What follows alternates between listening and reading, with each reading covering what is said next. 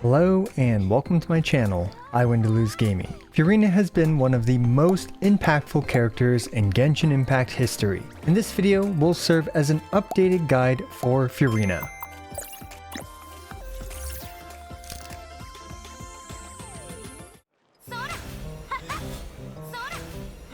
Furina is debatably the best character in Genshin Impact and has stood the test of time since her release. Even today, she remains one of the most used characters in the Spiral Abyss. Now, most web browsers are built for everyone, which means they usually don't come with anime waifus and husbandos. But we can fix that terrible problem with today's sponsor, Opera GX. Opera GX is back and even more customizable than your Serena teapot thanks to all its mods. By simply heading over to gx.store, you'll have all these highly cultured anime and Genshin themed customization options available to you. These mods include dedicated wallpapers, some even animated, with alternate light and dark modes, and even Genshin Impact background music and Genshin sound effects for the keyboard and tab sounds.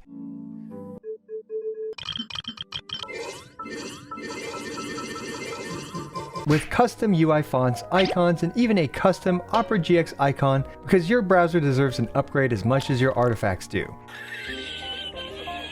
And what's even crazier are custom shaders that can be used to dim your browsing experience, or even more drastic changes like giving you a free dose of special Samara mushrooms, or trolling a wine-sipping old timer with a broken screen. And you can even work and play at the same time with this nifty video pop-out feature. And now you can watch your video on your Genshin-themed, broken-screened, customizable browser. And finally, there's no need to worry about losing all your settings in your previous dusty old browser, because you can upgrade your 4-star browser to a 5-star one by just clicking on the browser settings icon, synchronization, import bookmarks and settings, to import all your old browser settings. It's literally never been easier. So what are you waiting for? Smash that link down below to break your web browsing experience today. Huge thanks to Opera GX for sponsoring today's epilepsy. As usual, we'll go through her entire kit, artifacts and stats, weapons, constellations plus investment priority, and teams, with all the necessary updates all adjusted for the modern Natlan meta. And normally I'd throw in a joke here, but Furina's got so much going on that we don't even have time for jokes in this video, which ironically is an anti-joke. Okay, that joke fell flatter than Furina.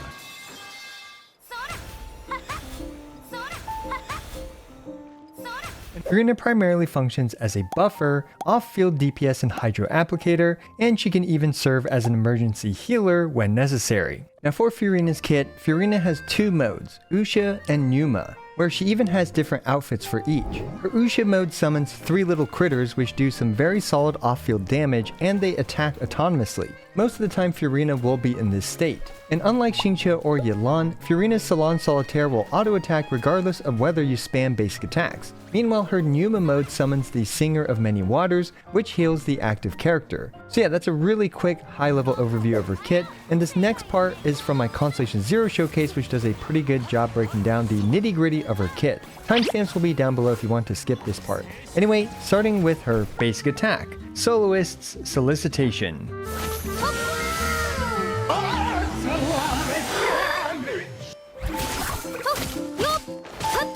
Clearly with an HP focused build and an elemental skill damage focused build, she's going to destroy the Regisvine with her adorable basic attack animations. Seriously, this alone is worth getting her in my opinion. Her basic attacks are actually quite unique. They deal a tiny amount of hydro damage, which doesn't actually apply hydro, and it deals Usha or Numa damage depending on which mode she's in.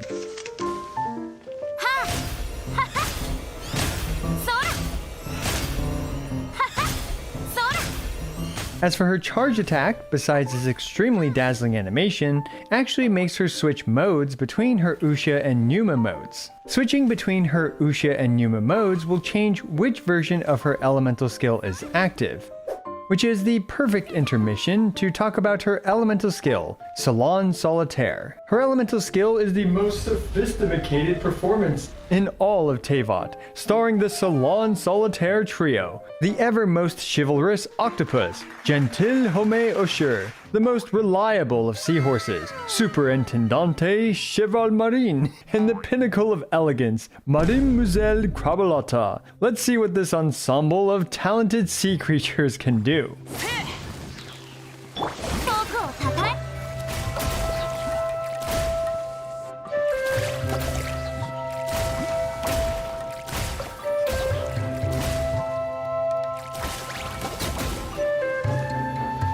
Well, without any sort of buffs or anything, our Salon Solitaire trio has already cleanly conked out our Registfine audience.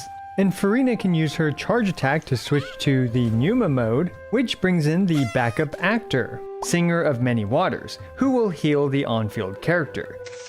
Anyway, going back to the main show, there's a lot that's going on with this elemental skill. From my observations, it generates 1 particle every 3 seconds. Each Salon animal friend has their own independent attack speeds and ICDs. Very notably, whenever one of our sophisticated sea creature friends attacks an enemy, it drains some HP from every character in our party. However, it stops draining HP once a character reaches 50% or less HP. Also, for every character that's above 50% HP in our party, the Salon Solitaire will do 10% more damage for up to 40% additional damage, which is its own multiplier similar to Yoimiya's elemental skill. Now there's a lot more to this performance, like attack speeds and hydro application and HP drain. So I'll just throw these pretty chunky charts onto the screen for those of you nerds like me out there who care. I added 10 seconds, 20 seconds, and 30-second benchmarks for her skill. 30 seconds, you say? That's right, this thing has a 20-second cooldown with an extremely long 30-second duration.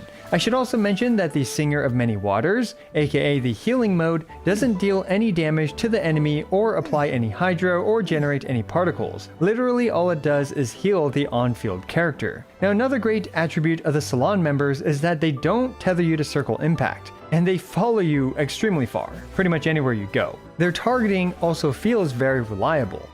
Whew, alright, with this we can finally move on to her Elemental Burst. Let the people rejoice.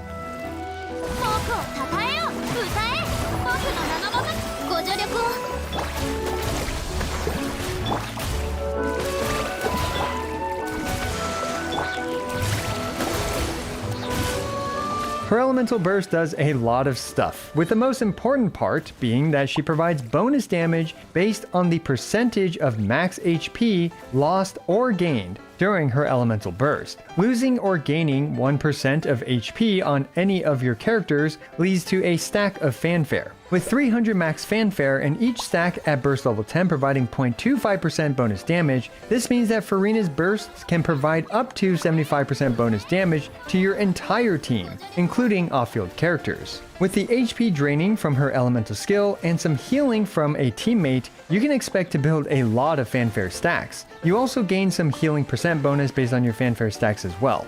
Now, how do you actually know how much fanfare you have? There are some visual indicators. As we can see, the crowd of sophisticated opera-enjoying sea critters grows in size.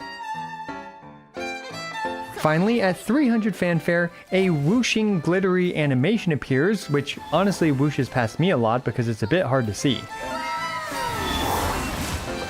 Fortunately, after her pretty complicated rest of the kit, her passives are pretty straightforward. With her first passive, Endless Waltz, rewarding you for overhealing the active character with any healing source besides Furina's. The other team members will heal for 2% 2 times. Her second passive just adds some bonus damage based on her max HP, capping at 28% bonus damage to her Salon Solitaire when she has 40,000 hit points. Oh, and it makes her healing mode heal a little bit faster. Anyway, let's see her entire performance in action.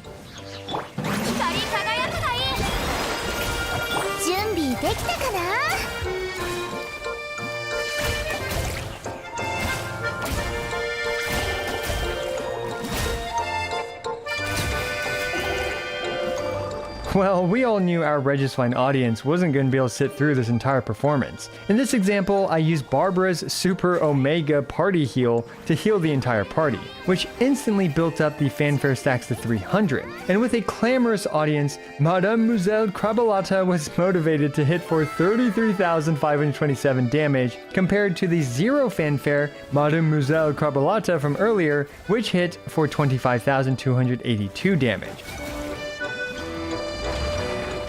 As we can see, Furina's kit revolves around building fanfare, where she gains 1 fanfare per 1% of total HP lost or gained by any party member. Since her skill drains a lot of HP from the entire party, this means Furina enjoys being ran with a healer, since HP lost and HP gained both provide fanfare. Again, at 300 fanfare, Furina provides 75% bonus damage to the entire team. So typically for the first rotation in the Abyss, the buff that she provides will be a bit smaller because the healer can't really heal a bunch of missing HP. But from the second rotation onward, especially with a full party healer, Furina is generally able to provide 300 fanfare pretty quickly. As for Furina's rotation, it's extremely simple. Just use her skill and then her burst. That's it. You can also dash cancel her skill if you'd like to save a bit of time. Because her burst's buff lasts for 18 seconds and her skill's cooldown is 20 seconds, this effectively gives Furina a 20-second rotation, where you simply swap her back on, use her skill, then her burst, and swap her back off again. She's a very easy and effective character to use. Alright, and Furina can walk on water while her skill is active for those that care.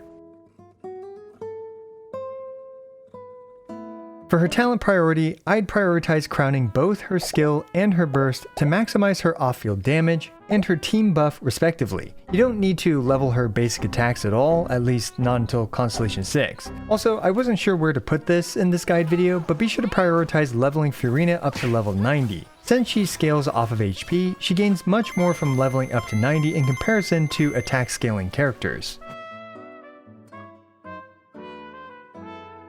So for artifacts and stats, not a whole lot has changed for Furina. Fortunately, when it comes to what artifact set you should just be using the 4-piece golden troop, which is what 92.4% of the community is doing already. This thing effectively gives her 70% skill damage, and Furina's damage is almost always significant, so buffing her damage is almost always worth it. Remember that you can exchange for the golden troop set in the artifact strongbox as well, making farming it very efficient. Now, if you don't have a good golden troop set, you can use 2-piece plus 2-piece combinations, as long as they have any useful stats like HP percent, hydro damage, skill damage, or energy recharge, which is a reasonable stepping stone while you're farming for the 4-piece golden troop, being around 10% worse than the 4-piece golden troop. I figured I'd also briefly mention the 4-piece tenacity of the Millilith, since it will provide 20% attack to your entire team, and it also provides 20% HP for Furina. Main issue is that Furina's damage is very significant, and she doesn't make use of the 20% attack buff. So while it does work on her,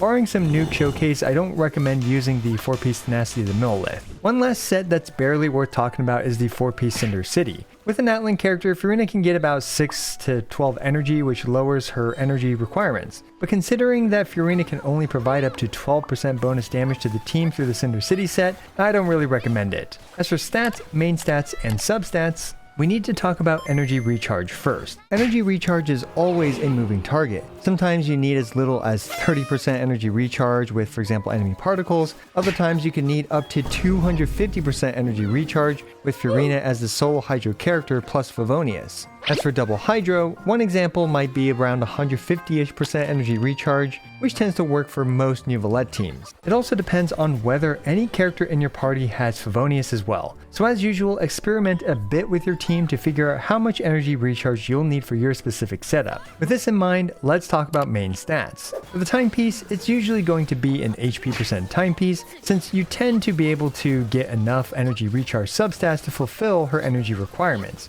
However, some players and perhaps even some teams might need an energy recharge timepiece depending on what team she's in. So again, experiment with this. For the goblet, the jury is in and HP percent is much more commonly used, and this also checks out with the calculations. Because Furina gets around 145% skill damage from her burst and the 4-piece golden troop, she's usually very saturated on the bonus damage multiplier, which is where hydro damage goes into. As such, HP percent tends to deal more damage in most situations and with most builds. Still, a hydro goblet is good as well, and generally about 2 to 3 substat rolls behind. So if you have a Hydro Goblet with a couple additional rolls and useful substats, then a Hydro Goblet is a great choice as well. As for the Circlet, remember that Furina's Ascension bonus is crit rate, meaning that she'll start with 24.2% base crit rate at level 90. As such, the jury is also in on this one. Crit damage appears to be the more preferred Circlet. However, as usual, you'll want to target the golden 1 to 2 crit rate to crit damage ratio to maximize her average DPS. Also keep in mind that if you're using the Festering Desire or the Fleuve Cendré Ferryman, don't forget that their crit rate bonus to elemental skill damage doesn't show up on Furina's stat page. As for substats, you definitely want to get enough energy recharge rolls to comfortably get her burst each rotation, then crit rate, crit damage, and HP percent are all exceptional substats on her. And finally, flat HP isn't completely wasted either. Up next we have Furina's weapons. Starting off with our best free-to-play options. Wheel out the wheelchair and pop in those dentures because this one is for Genshin boomers from back in version 1.2, the Festering Desire. This thing has all the stats that Furina could possibly hope for in a 4-star weapon. It's got 45.9% energy recharge, 32% skill damage, and 12% skill rate. Frankly, I think it's practically criminal that we still cannot to this day get old event weapons, but I digress. Assuming the 170% minimum energy recharge requirement, this thing is at around 90% of our signature weapon's performance, which is absolutely fantastic for those that are suffering from old age and incontinence. Sadly, after the Festering Desire, the next best free-to-play friendly option overall is the Fleuve Cendré Ferryman. This fisherman's best friend provides a lot of energy recharge and 16% crit rate to elemental skill damage. Unfortunately, it's not great in terms of damage, clocking in at around 82% of her signature weapon, but it's one of the few completely free-to-play friendly weapon options for Furina.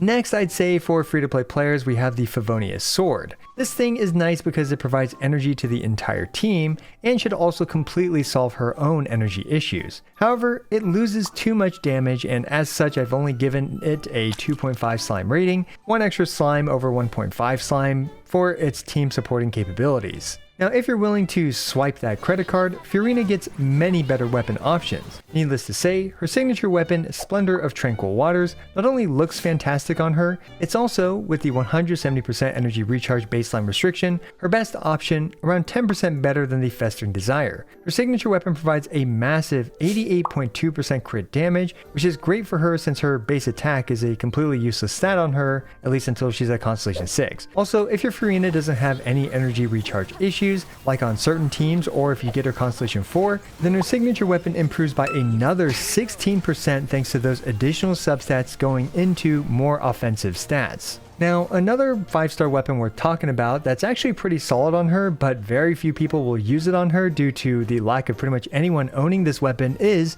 Chiori's signature sword, the Uraku Misugiri. This thing has a very high crit damage stat as well, and even provides a decent amount of skill damage. Funnily, with the 170% energy recharge restriction, it's about as good as the Festering Desire, but again, will be much better if you don't have any energy recharge issues. Next we have the Primordial Jade Cutter. Do keep in mind that it is very easy to over-crit with this weapon, as any amount of crit rate over 100% is completely wasted. So keep an eye on your Furina's crit rate stat. But regardless, it's a solid choice that also performs at around the Festering Desire's level. Then we have the Key of Kajni Sut. Furina is one of the more practical users of this sword. At 3 stacks, it provides the entire team an Elemental Mastery buff, and at Refinement 1, it's around 80 to 110 Elemental Mastery, which is a very solid buff and can absolutely be worth it with certain characters that can make good use of the Elemental Mastery buff, like Reverse Vapors like Yoimiya, Hu Tao, Mavuika, etc. Overall though, I still personally prefer focusing on Furina's damage in most situations, but there's definitely a strong case to be made for this weapon.